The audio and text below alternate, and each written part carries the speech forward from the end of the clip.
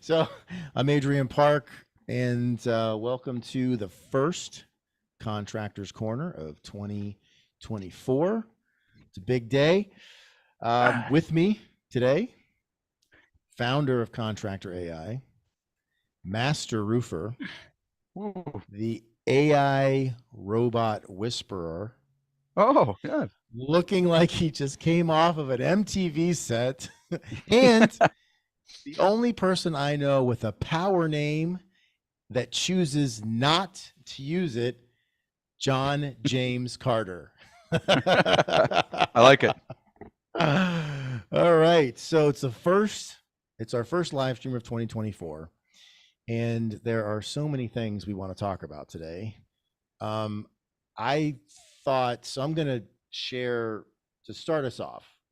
Um, so for those who haven't watched us before, Jay runs a 8-figure, very successful roofing business in the Greater Toronto area, and has done that for 23 years. However, his team runs the business, and that's why he's on here with you and me today. I ran a masonry restoration business in Western Pennsylvania. Took that from losing $100,000 a year in the 3 years previously, a year, to netting $1 million and having all sorts of fun and success. So we're here to talk about planning. What should we do to start the year? So here we are. We're contractors, and it's 2024. However, for folks that do a lot of work exterior, it's a little bit of a lean time because winter's a tough time, right? And when I came into the business, so we were obviously mason restoration is an exterior envelope trade, and that was a new thing to me because I was new to the industry, and I was like, wait, we don't work for 3 months? Like, what the hell? Um, and I know some people might think that's really stupid watching right now. Like, well, of course, they don't work for 3 months. But I didn't know that. I didn't that didn't occur to me until like Thanksgiving of that first year, and that first year was rough, like really rough. And every winter, in fact, for me personally, I had to go without pay again and again and again. It was rough, and uh, I ended up using the time a lot, and maybe we'll talk about that a little bit more as we get into this today. And so I ended up really looking forward to it. But you know, I think it's really like kind of like A or B for a lot of contractors. So for you, you've spent the time planning. I spent the time planning it. The off season for me. Now we did get some really nice winter jobs over those 7 years, but it was, and we made a lot of money on those jobs. And it was great, but like when we didn't have a big winter job, I used the opportunity to plan and train and really think about what we were going to do for the year and the next year and so on. And so I think that, you know, I think it's a tough time for a lot of folks out there because it's Mhm. like, ooh, like we got to get, got to try to get through it and like screen, like basically pester your customers to get those payments in and squeeze and maybe call your vendors and ask your vendors if you can, like, I'll get you the payment. I know I did a lot of that in the first couple of years. So, so we're going to get right into this today. Jay, you know, let's talk about, so obviously there's some folks that are like where this is a tough time of year. I don't Mhm. know that let's focus on that as much as like, so for those that are planning right now, maybe can we talk to them and Yeah. help them? Because I think that one, I think sometimes it's like when you're thinking about planning, it's one of those things that can be very overwhelming because you go, well, I Yeah. mean, we wanted a sales number, and then and then you start thinking about your sales, and then you're like, gosh, we got to get some leads, and we didn't get as many leads, or they were a lot of garbage leads, and then you Right. start thinking, So, then I got to close more jobs, and so you start. I think as soon as I'm just from my experience working with contractors and also being one, even as someone who's pretty good at strategic planning, if I can say that 3 times fast, it was still overwhelming because then you start going to this like daisy chain of like this, then this, then this, then this. So let's start off and maybe help Yeah. guys So, and ladies that are planning. Where should people be so starting right now? okay. So we got to really think of two sides of this, right? So one is the guy that is working for himself, still on the tools, kind of, Okay. at Right. that starting level. And Yeah. I'll give you a system that's very easy there. It's more personal planning than it is, business planning and stuff like that. And I want to be very clear about some things, okay? Okay. When you start to scale a business, all right? So when you have a team, all right, three or more, And when I you say want you team, do you mean like in the field or in the office or so both? ideally you would have some at least an admin in your office or somebody Okay. that's along those lines, and you have field staff. So let's hypothetically call them departments or divisions, whatever you want to call them. Sure. Okay. Great. Yeah.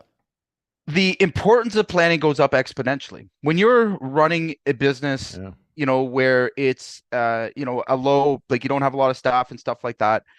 It's relatively easy. It's more planning Right. yourself and getting yourself Right. in line and knowing what Right. you're going to take action because you're the one that's doing the hard lifting, heavy Yeah. lifting. Okay. Yep. Hmm. Now, that is a trap that kept me trapped for a long time, is that Which part is a taking trap? that to scale.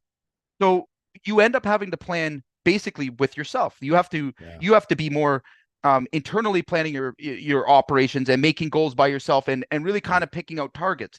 Now, here's the problem that happens, and I'm just going to warn anybody that might be between, Okay. being that guy, Warning. right, Warning. Warning. and Yeah. starting to have and develop a real team or scaling. Okay, so we're talking about 4 or 5 people. Maybe you got an estimator, a salesperson, whatever. Okay, Right. Yep. your what you have to do now is more from the manager, managing your business, Right. managing Right. problems, managing, and you have to very quickly put on a new hat that is a leadership CEO hat. And I'll explain to you what I Okay. mean and what the differences are. So Right. planning for me is two objectives.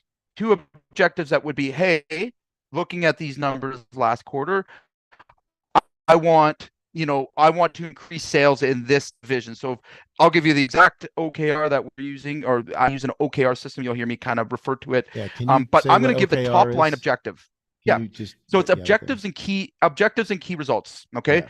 If you think about it, it can be used at a personal level. It can be used at a high level. But essentially, this is what Fortune 500 companies like Google, they all use a system like this because it Right. allows us to be objective based leaders. Okay. So Okay. an objective is, this is the big vision or the big view in the next 3 months. So for my team, it was to generate an additional 900,000 in B2B business. Okay. So Okay. we were running a campaign, and for my sales team, that was what it was. There was a second Okay. objective, is to reduce steel waste. So waste that's Okay. unaccounted or unbilled for, Yeah. down below a certain point. So we wanted to Okay. reduce it by 15%. Our Got waste it. was very high. Yeah. So I'll tell you exactly how it does. That's where my position in my role stopped. I stopped right there. Is that, here's me. I'm going to make the statement and say, here's the objectives. And now Yeah. I'm going to look at my team and go, okay, I'd like you to now create your own objective to how you're going to contribute to making this happen. Okay. Right. And we're going to talk about it, but now it becomes, we go to, a division or, a role even in your company. So sales, Yeah. how are you going to help me complete this objective? Well, we're going to do this and that, we're going to do that. Okay, that sounds good. All right. I'm not going to get as much involved, but then they're going to start to put, and this is where the key is here. They have to start to put KPIs and key results underneath those categories that tell me how they're going to get to that point. So you're not telling them, That's right. That's right. yeah, I want, I want That's right. this exact thing. You That's say, right. here's the bigger picture, more Here's specific the big view. target. Yep. How can we get there? That's right. So now what I'm doing is I'm forcing them, okay, to move beyond just being a manager that's being told what to do by upper Yeah. management. So you're creating that rate, and I'm basically giving everybody a limited space to prove themselves out as being their own person. They can think of their Right. own solutions. They Right. are in charge of that objective and those key results. Now, here's how I keep them accountable and why it makes it so easy. Okay, because I don't give Okay. a shit how they Wait, get to the it's objective. easy? It's much, It's easy. it is wildly easier than any other type of planning you're going to do. And here, and I'll tell you Okay. why again, Yeah. because Please.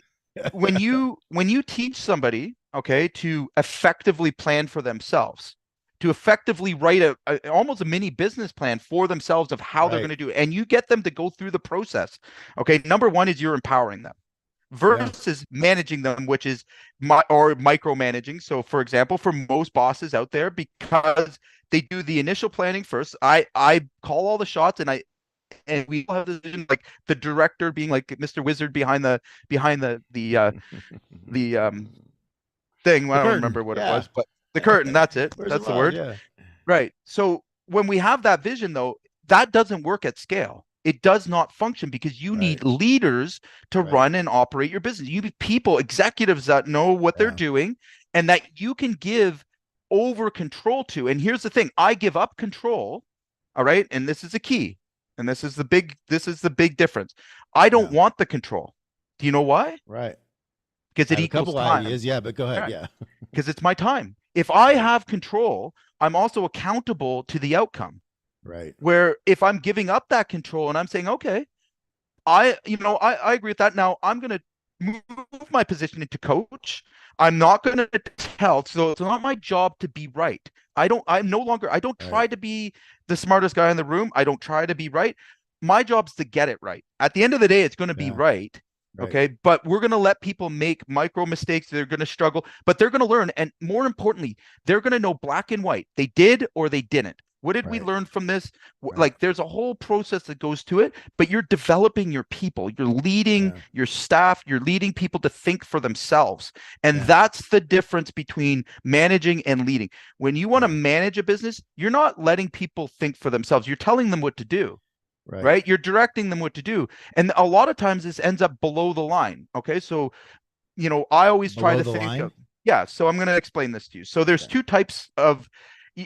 types of ways of looking at things. All right. So you use the example of, oh shit, I've got all these leads. I got to get all these leads in, blah, blah, blah. And like, I've got all these roadblocks. Okay. Right.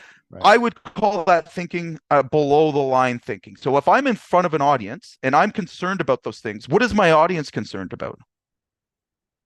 Finding leads, blah, blah, blah. I've just Right. transferred my concern to them below the line. Right. Now, here's an Right. above the line way of looking at it. Hey, guys, this is where we need to be.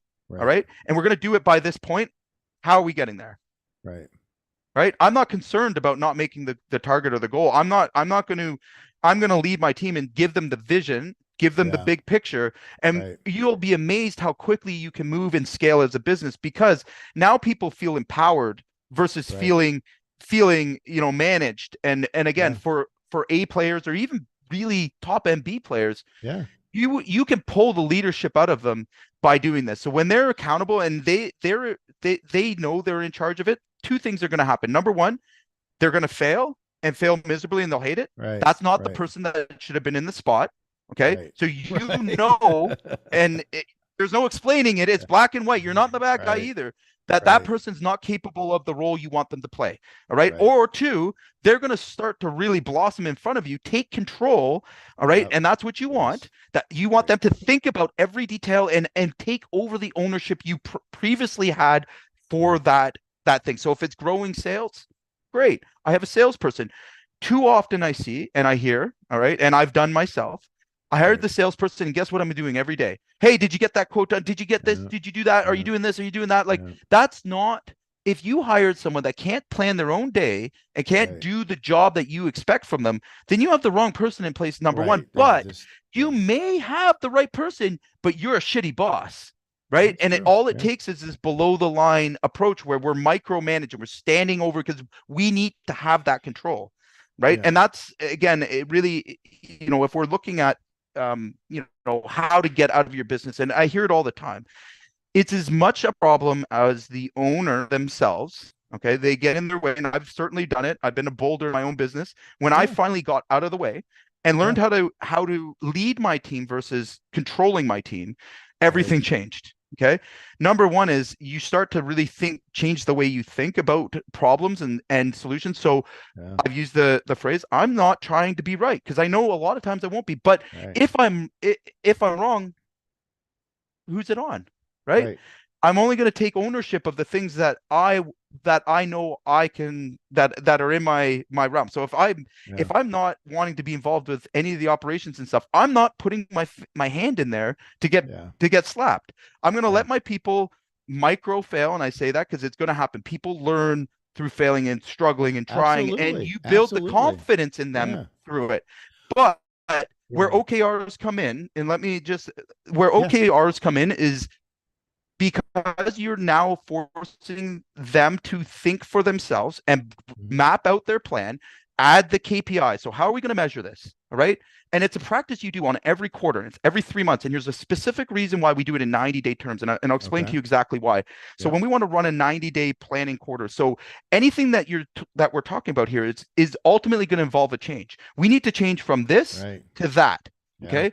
Well, it Hmm. takes 90 days for most human beings, okay, to Right. get something into a pattern or become a habit. Right. So at the beginning of the 30 days, it's going to be rough. All right. People are going to Yes. struggle. They're going to be, you need to Right. manage that change that's occurring. All right. And Yeah. that's where a lot of the talk about, are you thinking above the line or below the line?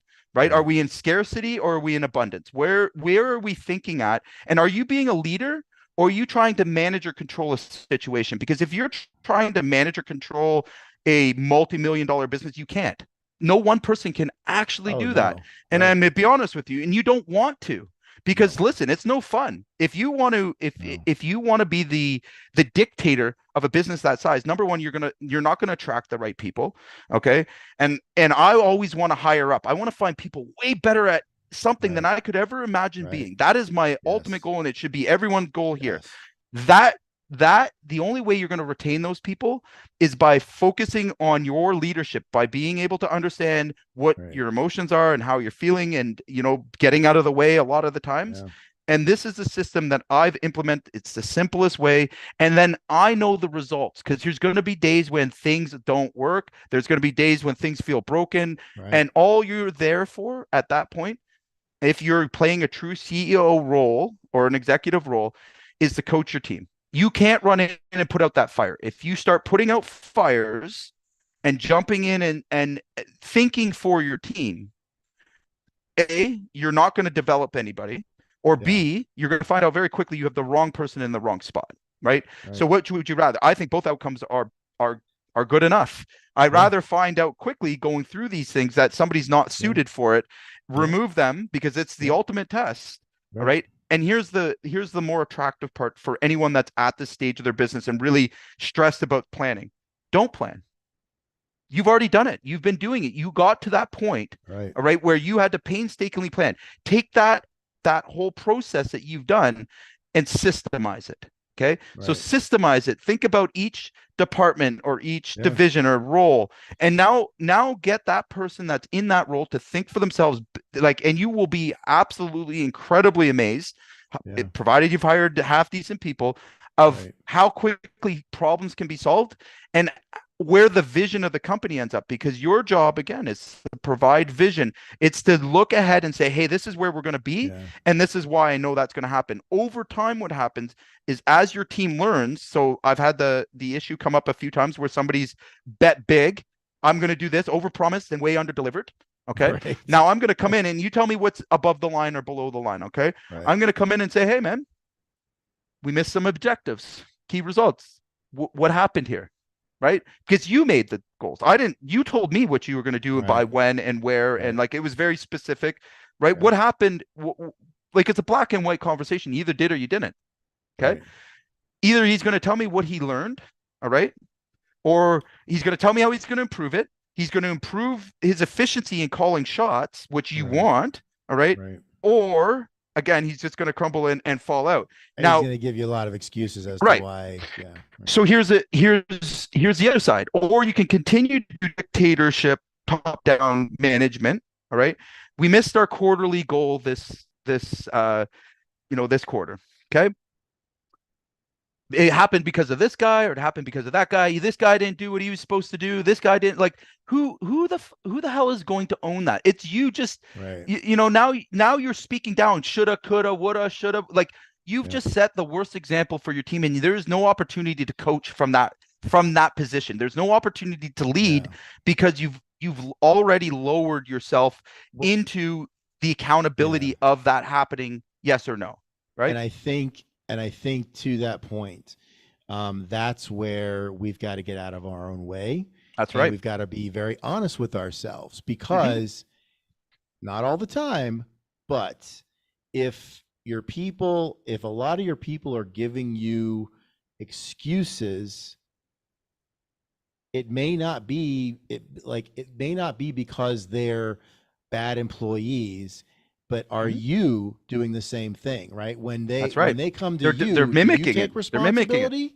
Right? That's Do you right. take responsibility, or do you Hmm. blame it on the sub, or do you blame it on the GC, or do you blame it on the owner, or do you blame it on That's right. them? Right? That's right. So Because again, I think the most important thing to keep in mind with all of this is for people who want to run a scaled company. A lot of people like the idea of it. Okay. And we see right. this day in and day out. There's a common theme that ends up occurring is that once they get uncomfortable, all right, because Mhm. they're growing or something, they have the tendency to kind of self-sabotage, throw themselves under the Right. bus, and they get concerned with people, this guy's not doing his role, and he starts to micromanage and takes Yeah. away all of the vision and all of the leadership and all of the positive things that get people motivated, takes it all Right. away, comes Right. in, screams, throws his hands up, makes comments to his staff, woulda, shoulda, coulda, you did this, you did, like, that is not the way to ever scale a business. And this is why guys stay stuck for years and Right. years. And here's the other point of it. If you start to understand how people overall, and I get to be, this is the funnest part of my job and why I truly do it, is that I Okay. completely buy in and understand how people manage change, how they emotionally go Yeah. through the curve of change. And I've seen it over and over again. I can time it on my watch. If I change your toothpaste today, you're going to have the same experience. Every human being is hardwired on planet Earth to go through it.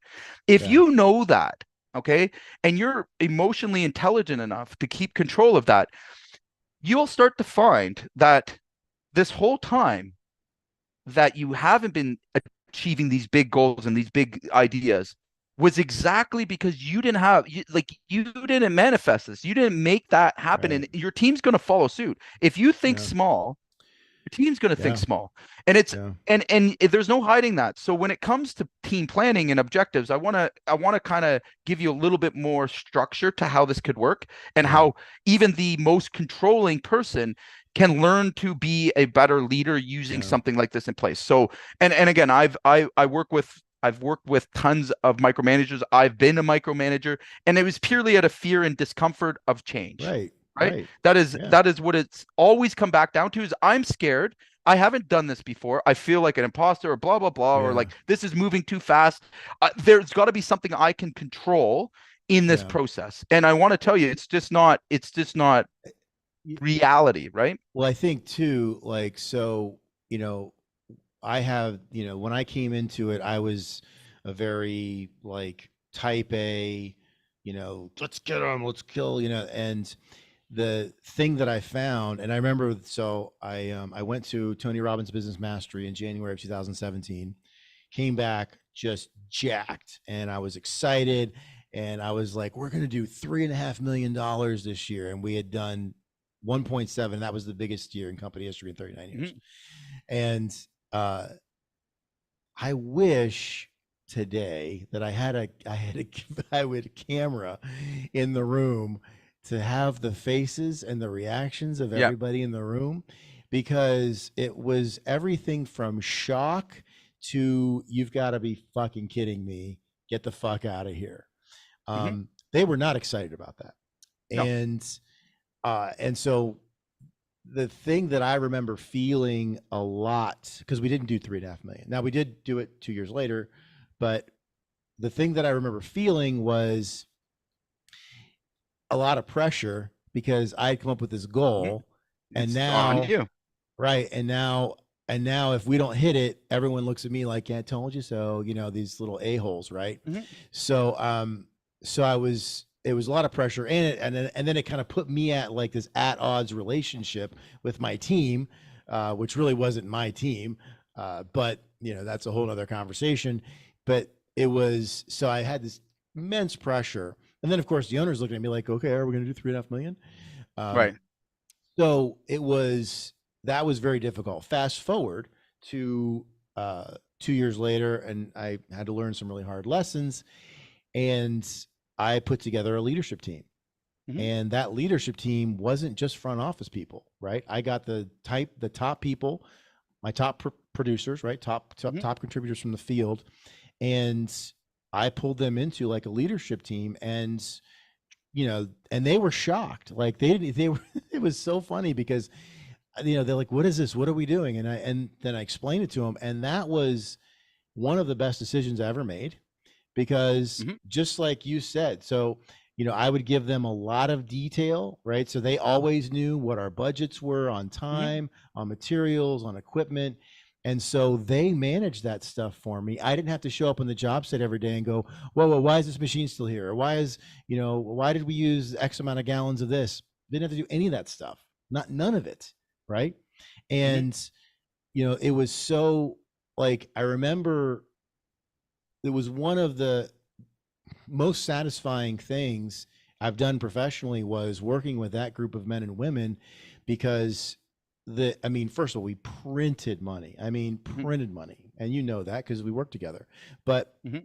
it was also so cool to see, and I'm saying this specifically for maybe like, the men and women out there that are like, you want to get there, but like you just heard what I said about the goal thing, and maybe you've had that experience, or you don't know how to get there. And we're going to talk about that. But but I want you to know what it's like to be on the other side of it, which Mhm. is it's so cool because your people grow, and I mean, they were so engaged, and then they were coming to me with ideas like, what if we Right. did this, what if we did this, and they came up with some incredible, smart innovation stuff, and I was like, we need to do this, and we put it into the business. And then they Just felt like, I mean, you could just see like they were glowing with like excitement because they came up with that. I didn't tell them, hey, I had this idea, or I saw this thing online, can you do this, right? I Mhm. didn't push it to them. They brought it to me, and it was brilliant, and I was like, yes, we Right. got to do that. Right. Right. And So, some and things that's I was like, well, we can't do that yet because we don't have the money. But like, so you have yeah. to make decisions. But like, it was the coolest thing ever, getting to see my people grow and That's learn. And like, I mean, it was here's the amazing. here's the Amazing. thing. Here's the thing that I've seen. And by the way, I put OKRs in literally hundreds of businesses and got them using it. So it's simple, first of all. And I want to go into the structure a bit, but it's also something that you have to understand in terms of managing a team and leading a team is you need to get buy-in. All right. If you Right. want to go in and be a dictator and dictate to a team, then you are now accountable That's for how they're going the to whole outcome. respond. That's how they're going to Yes. respond. And you're going to Yeah. actually make people afraid to make Yes. mistakes. When that Right. happens, that's game over. You will never get out Yep. of your operation. You will have nothing but people that need you for every decision, everything, because they're afraid of making a mistake. That is the worst, most toxic culture that you can get. Yeah. And that's where people feel stuck. But now let's flip it on the other side and go, okay, you know what? I'm going to control the vision. I'm going to Right. control the big picture view for my own control, needs. I'm going to make sure that I own the structure. I don't give a shit about owning Right. the ideas. I don't give a shit Right. about the other Right. things. I'm going to own the structure, and I'm going to make sure that I'm holding the scoreboard and not on Right. the field playing the game. All Yeah. right? That's for them That's to right. do. All right? I keep myself out. I don't want to be a referee. I don't want to be Yeah. I own the scoreboard. So I think that's really hard, Jay, for people. And I think, Absolutely. maybe I've got some ideas on that. And because again, you and I are both, I think, come from like a command and control, Hmm. so we don't lose. And we both had to learn to let go. A And big time. It's all about letting it's go. hard. So Very first hard. of all, it's really hard. And if you're still controlling everything and you're listening to us and like, telling us to go F ourselves, that's fair. But like I'm saying, and Jay, you agree with me, it's hard. It's not Yeah. easy. And it's not like a 2 day, 3 day, 4 day, 5 week thing. This It is yeah, takes time. this it takes time. But Yeah. here again, it's also about reprogramming the outcome that you're not happy with now, right? So if you're not happy Yeah. with the growth Right. with where you are starting 2024 and it's time for a change, this is the easiest way that we can do it, all right? The easiest thing to do is first of all fix yourself. Okay. If Yes. you have control issues, if you have those fears, if you have that trauma, like cool, let's figure out how to work with it until it's gone, until we eliminate Right. it. Because I certainly Right. had all these things. And when things don't work out or you get screwed over, we all get our backs up and we're afraid to try again. Okay. Right. This is Right. where, and I'm gonna just share my screen so we can quickly go through just kind of how this works. All right. So Yeah. let's put this into practical, usable things today. Okay. Yeah. How So can first so of all, yeah, yeah, I was gonna say, Jay, just real quick. So I think, maybe if we could answer one question, because I know that people I talk to ask this question, and I'm sure some of our clients are asking, like, what's a realistic goal? How do they set a real, not some pie in the sky thing, but like, can we help them with this? yeah, Get that answer. Yeah. yeah. So I mean, we can go through the smart goal framework. I mean, that's a principle to this. Yes. But a realistic goal, I'll explain to you. When I look at objectives, I'm making it a big view. I'm looking at my vision for the company. Where do I want to be in 1 to 3 to 5 years? If you don't have Right. that, it's hard to do anything. Okay. So if Agreed. you hold yourself accountable, like, hey, in 1 year I'll be here, like you got to get that out of your head and share that with your team. Don't write Right. it down and throw it into Right. some business plan somewhere. Yep. That's not how they're used. Okay. That's how you guide this team when you're not there.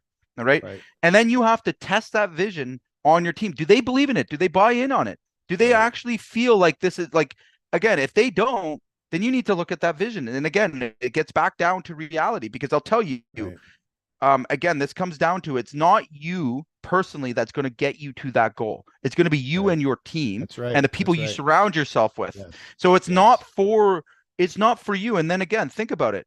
If you have this out of the way and you've got the big clear vision where you should be focusing, all right? Let's break this down now into an objective. Every quarter, we're going to plan with our team. Why? Because teams need leadership. They need Right. to know what pathway, where do we want to go? What Right. do we like? And you hold the keys to that. Right.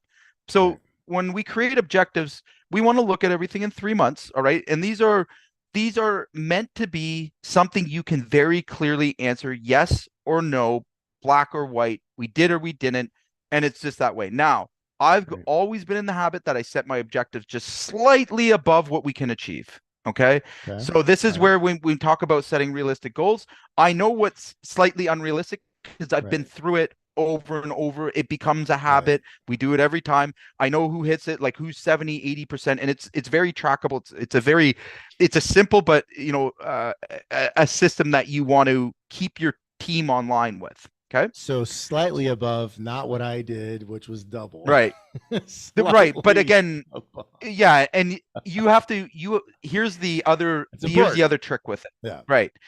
So once you start to put this into practice, the first time you do it with your team, no, you will be leading objectives and like force Right. feeding key results. Don't expect it to be perfect. Go for the Right. 80-20 rule here. You only want it to be about 80% in anything you do. Don't try to Right. be perfect. Don't try Right. to, and don't be that upset if you don't hit it. That's okay. It's a learning experience. It's meant to be flexible. Okay. Yeah. So now let's say that we get through and we do them twice. Okay. People start to understand a little bit more. And by the third time, the third round of that, so we're talking 9 months into the year, you know exactly what your team can output. So think about Yeah. the guys that have been struggling to get that thing Right. implemented for months and Right. years and like never got it done. Why are you putting that pressure on yourself to do that thing Right. when if you broke it up into bite-sized pieces and divided it amongst the team, two things are going to happen. Number one is they're going to take ownership of it and own it. Yeah. And that's the most Right. powerful thing is because it's not your idea, it was their idea and they bought Right. in on it. Now Right. we're all on board together. Okay? You want your team to follow and to listen and to do it. Don't try to command. Get them to use their own heads on how they were going to get to that. You make the Right. adjustments as necessary, but you set very clear results. Okay? So if we Okay. were to do this objective for the next 3 months and we'll just, kind of look at it like how do we know that we got our objective? Okay. And this is about how you do these things so they're effective. Okay. So Okay. we're going to measure it. So for example, we wanted to increase or have 900,000, very easy to measure, isn't it? Yeah. We take Right. the where we are currently.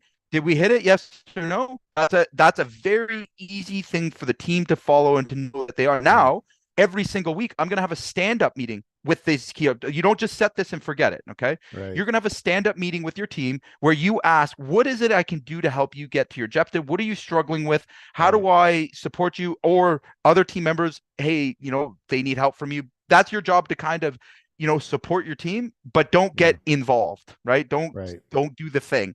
Unless you have your own objectives and you've done your own key results, that's entirely up to you. Okay. Right. Right. Because you can use this personally to plan as well. And that's what I was going to get to.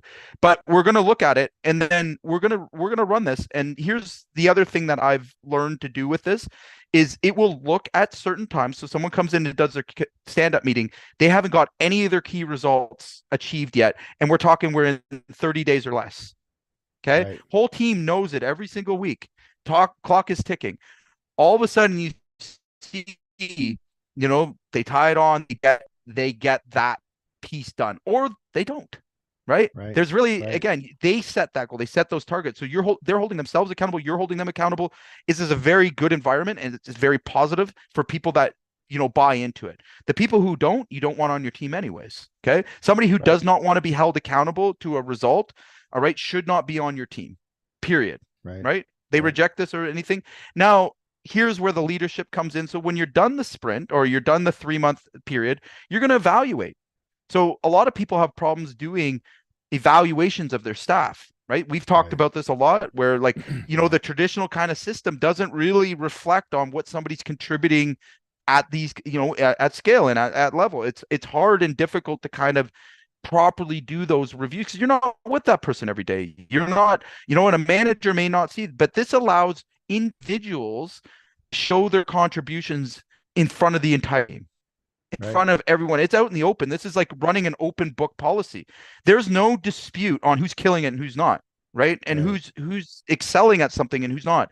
So now as we evaluate the effectiveness, and here's the other thing I see a lot is a company will put all their energy and time into getting something built or getting something in place. Oh, Right. we need a CRM. I love that one. They half-ass put this thing together.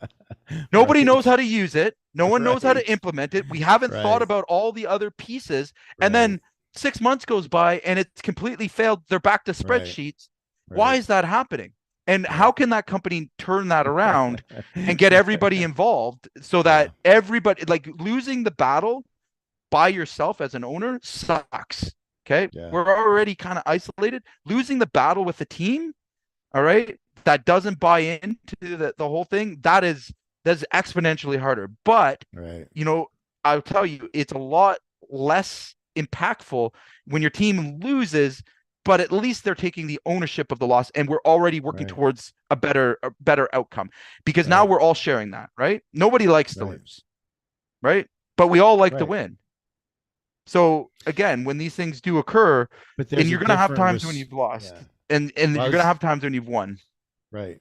But I mean, to your point, that was another experience I had as well, um, where we had some jobs that didn't go the way we wanted them to go, and it was very different with them. It was very different from the way it was in the first couple of years and the last couple of years when a job didn't go well. I had so much more feedback and so much more. We were working together, right? Instead Mhm. of instead of me going and being, hey, what happened? What happened? What happened? Why do we? That was like it was sort of like an all hands on deck experience, which Mhm. I mean, it didn't. I still losing still sucks, but we got better, a lot better. We made improvements more quickly because Yep. everybody was rowing, right? Absolutely. And you Whereas with a lot of folks, I think they're kind of losing alone, like you said, and right. they're just out there on an island, and because they're people like, well, it's your business, so at least I Yep. got paid, as Big long as I get a paycheck, and and and that's not that's entirely the employee's fault, right? right. That again, and this is something that can be fixed, right? So Yeah, I have sure. seen some incredible transformations in clients' businesses and my own businesses when they start to adapt to this. So I'll give you a classic example of where these are very effective. So we have a company that's scaled or grown in the last year or so, and they're all running around. The owner continues to take on projects that never get finished, right? CRM's half implemented, and he's working harder than he's ever worked. Okay. He's got a brand new team, and they feel lost. They feel how he Yeah. feels. Okay. Right. And this is the saddest thing. Like, so then you have your A players kind of like they're killing it out in the field in the Yeah. production, and your management is struggling because they're brand new. Right. Okay. Right. How do you pull somebody out of that and get them to recognize that the leadership is what the team in the production.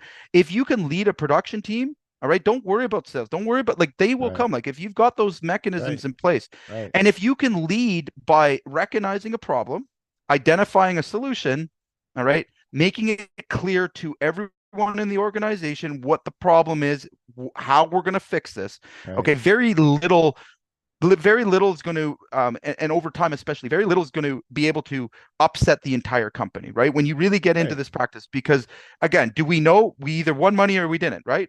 What are we going to Right. do to change that? It becomes a habit, right? And this is really where I'm trying to drive it home in terms of building these healthy habits even before you grow. Okay, so we can Yeah. take this and break it down to how I would personally do it, right?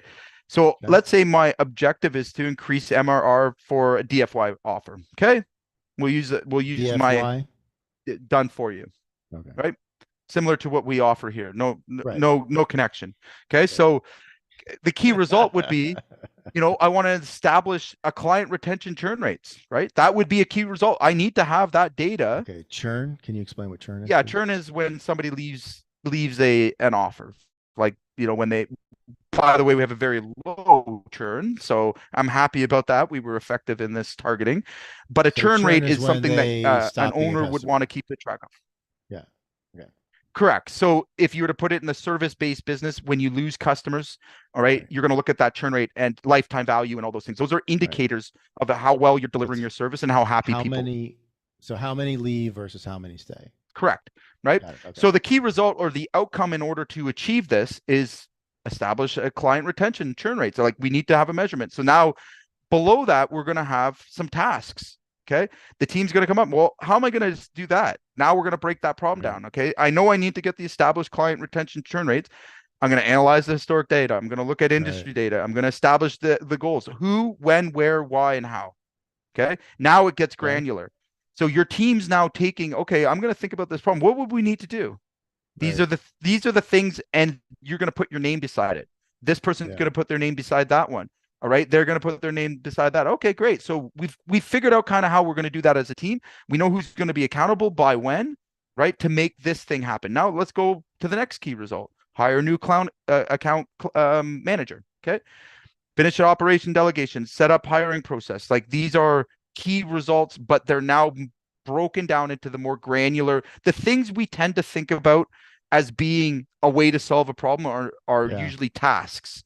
So Right. like, for example, I need to get more leads. Well, that's not really looking at the problem. Why? Right.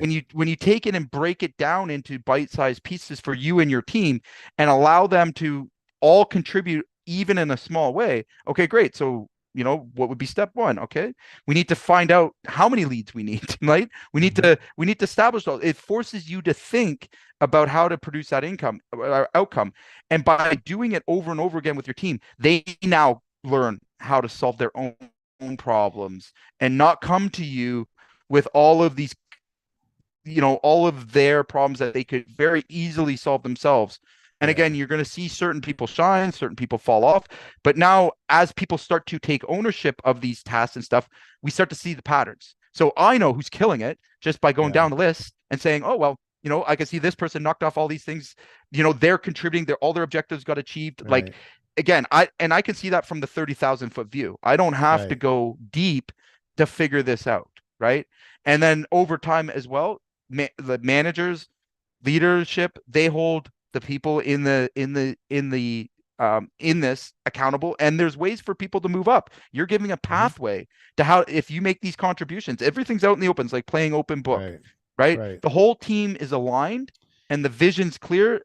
The Yeah. problems can all be solved. So 10 brains are much better Like than one brain hundred alone, percent. 100%. right?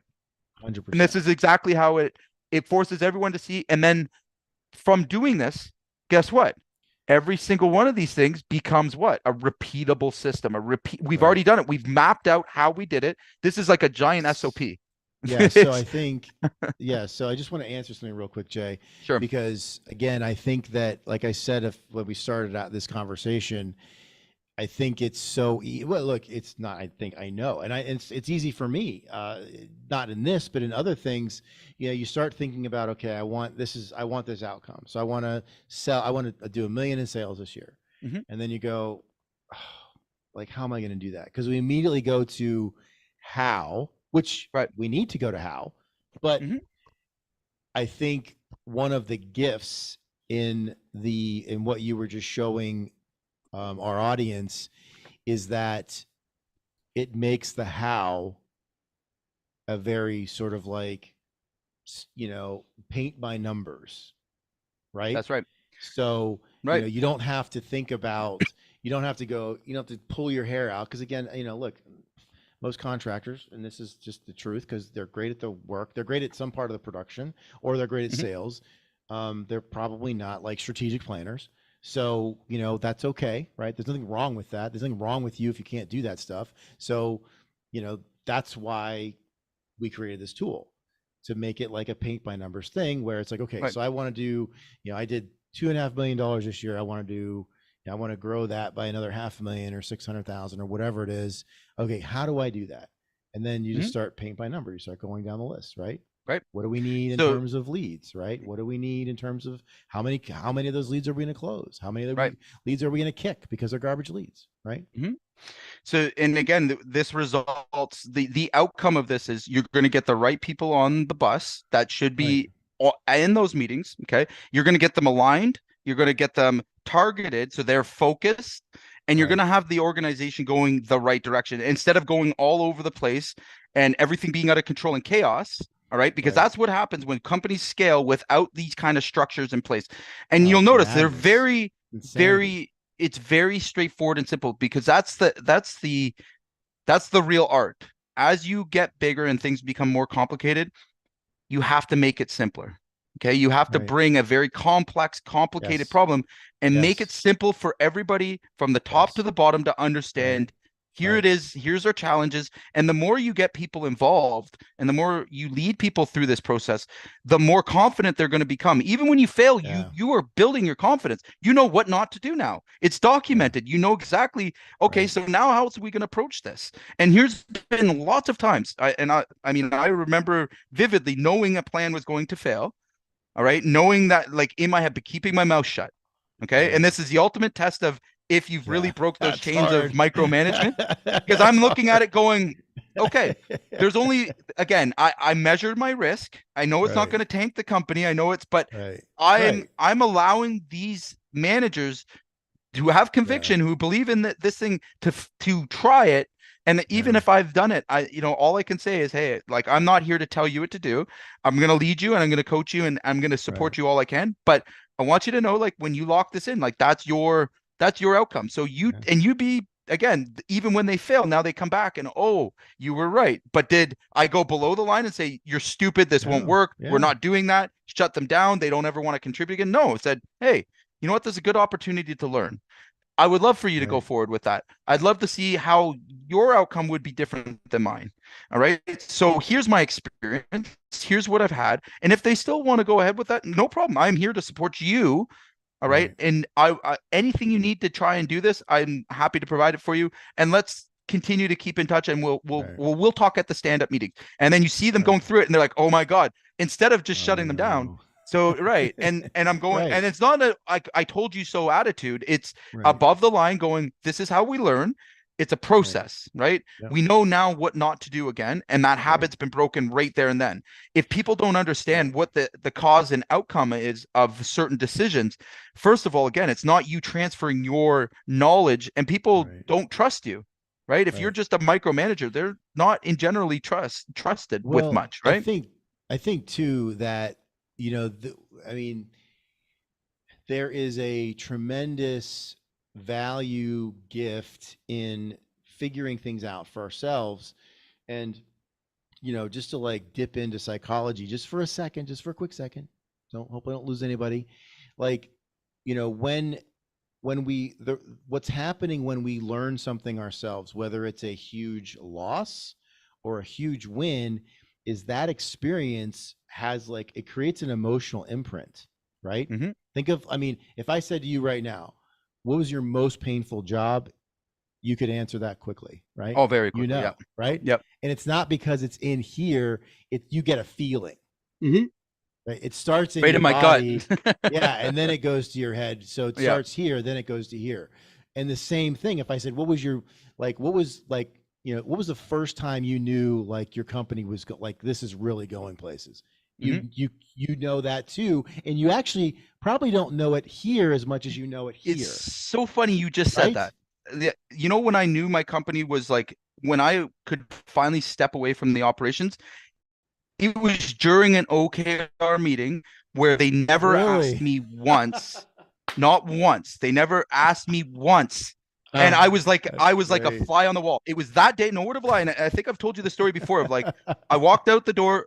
The This was first, not planned, okay? right. For we didn't plan this. I'm at an OKR meeting and nobody It's even great. asked the opinions. No, like it was just this Wow. is what we're doing. This is, and I just Yeah. knew that I no longer had a position or a role to play anymore in those, right? Yeah. So like my main objectives, and again, I still do that to this day. I still give because Yeah.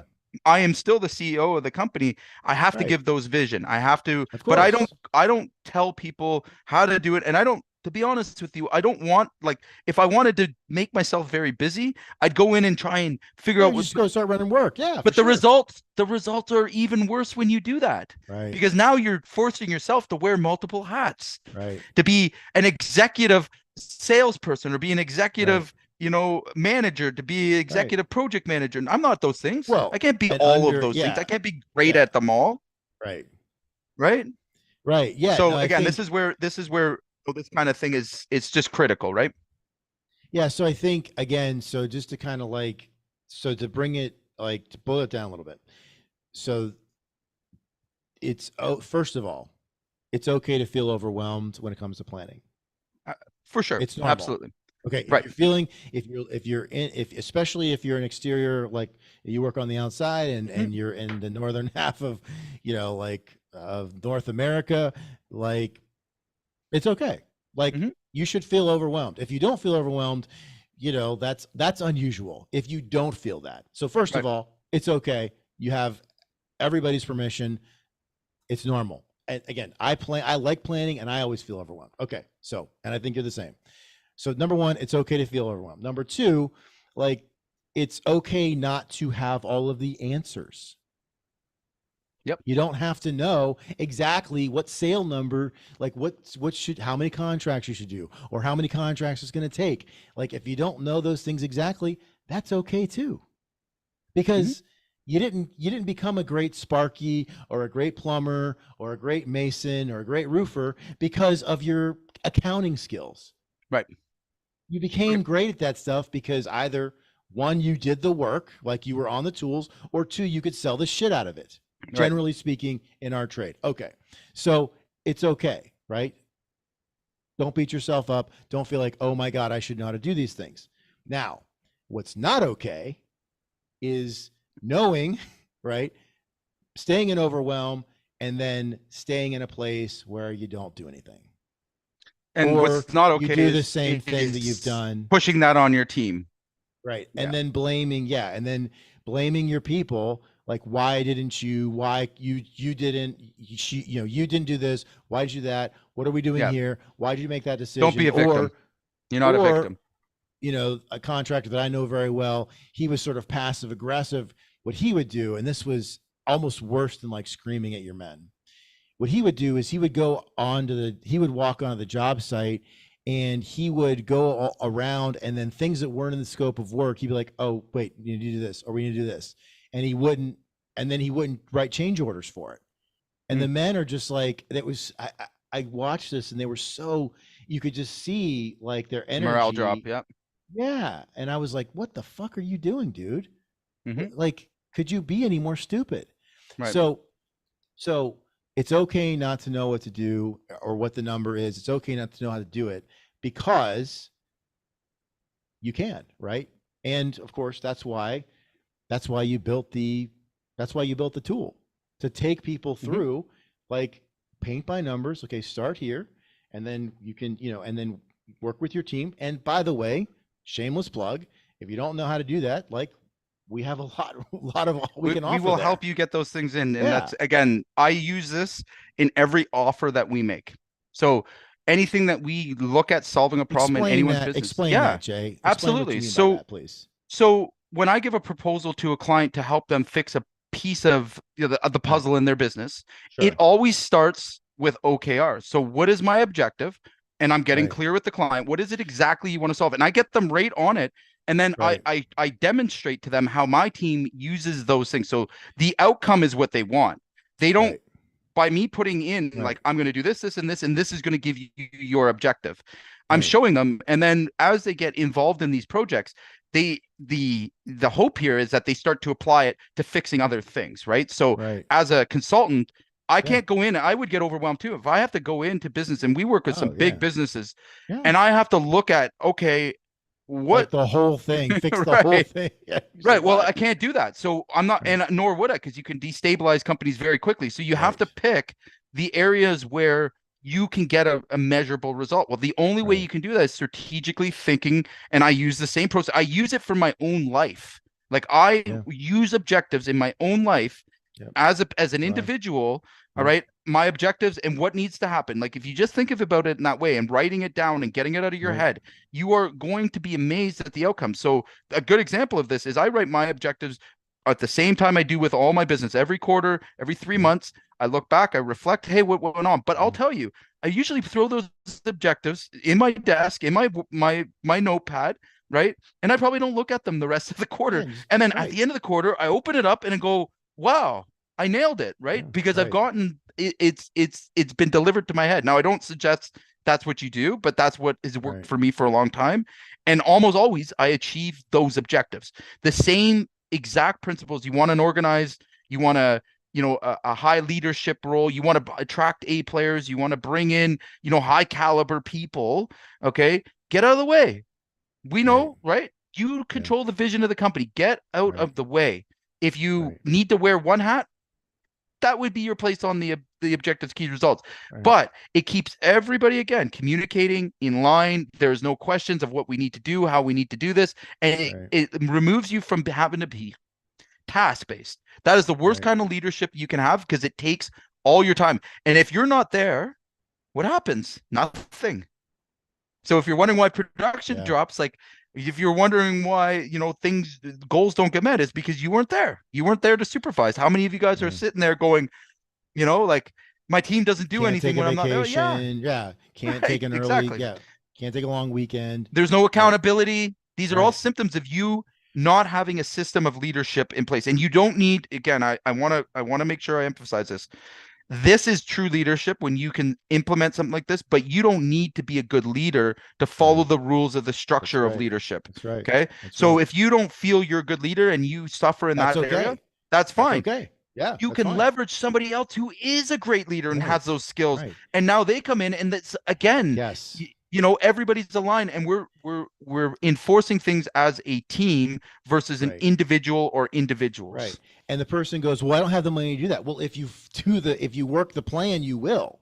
That's right. I don't have the money to hire a leader. Yeah. But if you make a lot of money, you can. That's the thing. You don't have it today, but if you do this thing, you'll be surprised. Yeah. That's right. And again, this is the difference between doers and non-doers, right? Like, a doer is going to get it done no matter what.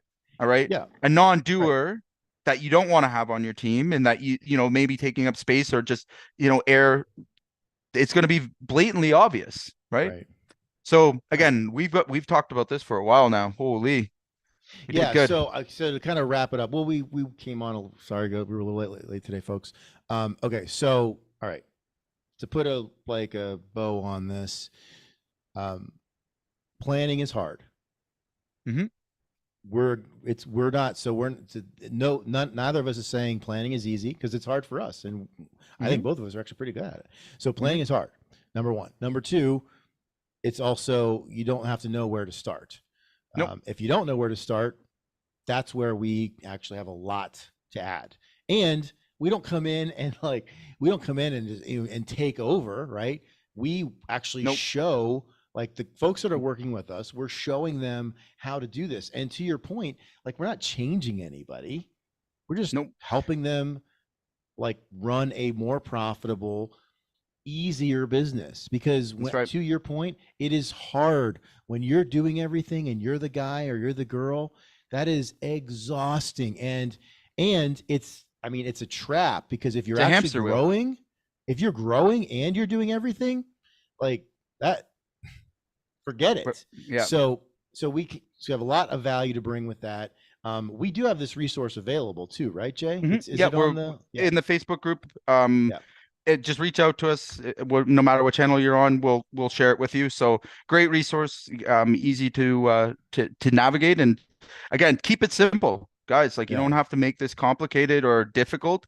And there's a lot more layers you can add to it later. But for any company, and I've done this across the board in all types of settings, over 100 companies, I'd say probably, this year alone, where we've implemented this system, and it's the first place we start.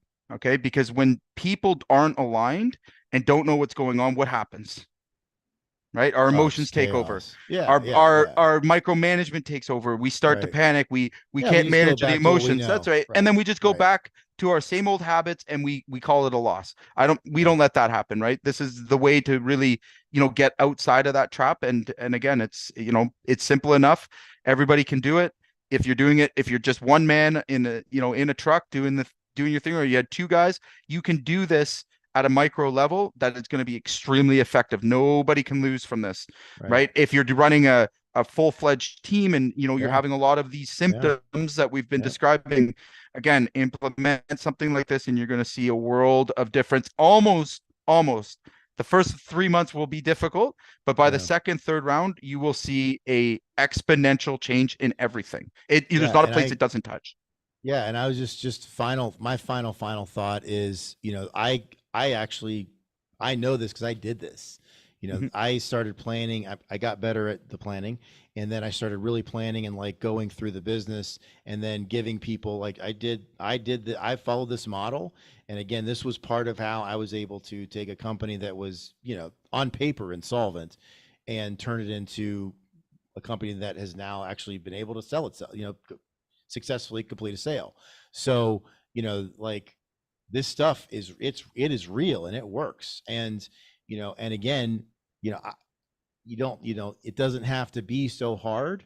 And that's why Jay created this tool to make it easier. It's not easy, to make it easier, and something that, again, obviously, if the owner gets a win, but then everybody gets a win, because everybody gets to participate. So, so if you comment, or if you're in our group already and you're watching this and you don't have it, comment, and we'll get it to you.